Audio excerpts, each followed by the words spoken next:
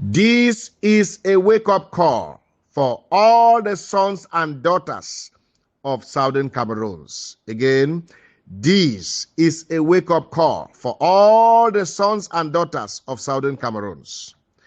Cognizant of the fact that there are two Cameroons that came together in 1961 in a gentleman's agreement without any legal treaty.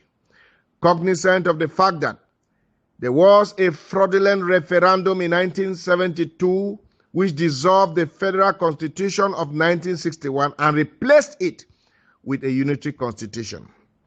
Cognizant of the fact that La République du Cameroon, through a presidential decree, dissolved again the unitary constitution in 1984 to return to the original constitution of La République du Cameroon, undermining the will and rights of the people of Southern Cameroons.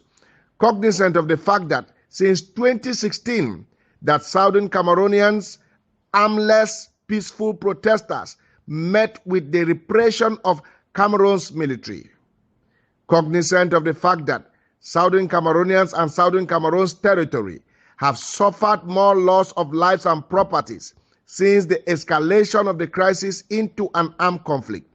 Cognizant of the fact that for the past 6 years, La République du Cameroon has refused to address the root causes of this conflict. Cognizant of the fact that La République du Cameroon's government has deliberately avoided all credible, sincere, and inclusive dialogue to resolve this conflict. This includes the Swiss talks and the current Canada-led peace talks. I am therefore calling on all the sons and daughters of Southern Cameroons, be it independentist, federalist, and decentralizationist, to come together as one man and make a joint statement to the world in one communique. I am therefore calling on all the sons and daughters of Southern Cameroons, be it independentists, federalists, and decentralizationists, to come together as one man and make a joint statement to the world in one communique. We must not continue to exist as second-class citizens or slaves. We came into this union not to be recolonized by French Cameroon. We must send a strong signal to the world that our collective will alone as a people will determine our future and not the military might of La République du Cameroon, because we are not a conquered people. We must send a strong signal to the world that our collective will alone as a people will determine our future and not the military might of La République du Cameroon, because we are not a conquered people. This is the never again generation. If we do not correct the past mistakes of our parents, our children, grandchildren, and many generations after us shall remain in perpetual bondage.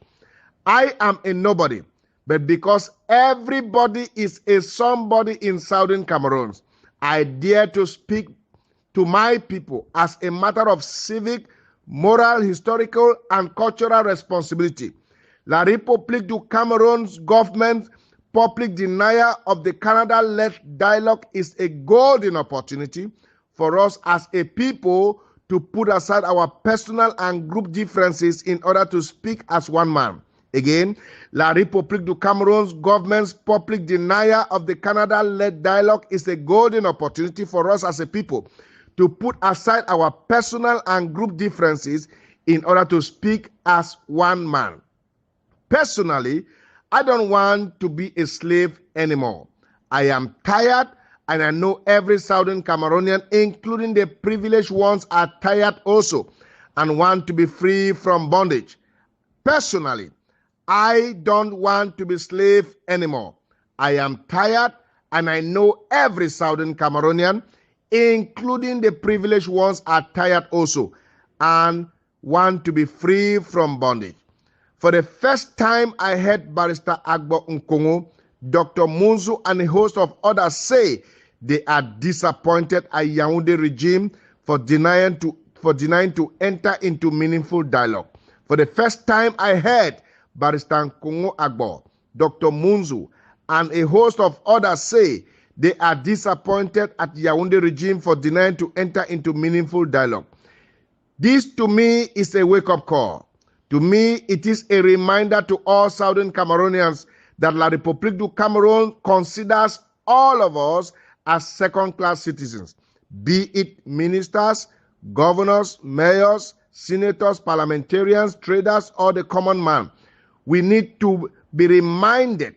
We need to remind Cameroon and the world at large that we are humans like every other being, and we have the right to live, we have the right to life, we have the right to freedom, we have the right to determine our destiny by ourselves.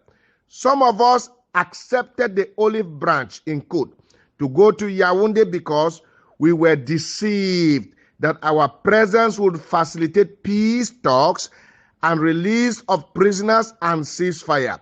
We decided to make this sacrifice for the sake of our suffering population. But it's almost 4 years now. No such promise has been kept, and even the ex-combatants at the various DDR centers are in serious agony as we speak. As Southern Cameroonians, we might not agree on everything, but one thing is certain. We all have a common history, a common culture, and a common destiny, which is why I believe strongly that Cameroon government's denial of the Canada peace talk is God's ordain in order to unite us, solidify our voice, and give us a true sense of political maturity with a strong leadership or coordination as a people. Therefore, I am humbly calling on all sons and daughters of Southern Cameroons to put aside their differences and come together, come up with a joint, powerful statement to Cameroon and the world at large.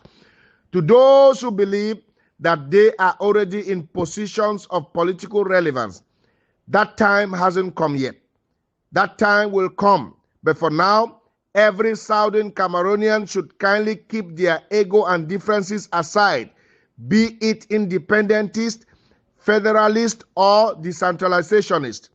Understand that we might have different stands and opinions in our own eyes, but in the eyes of La République du Cameroon and the international community, we are one and they can't treat us separately.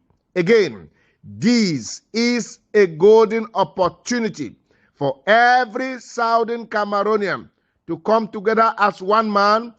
Our division only benefits La République du Cameroon, but our unity and togetherness will benefit our people.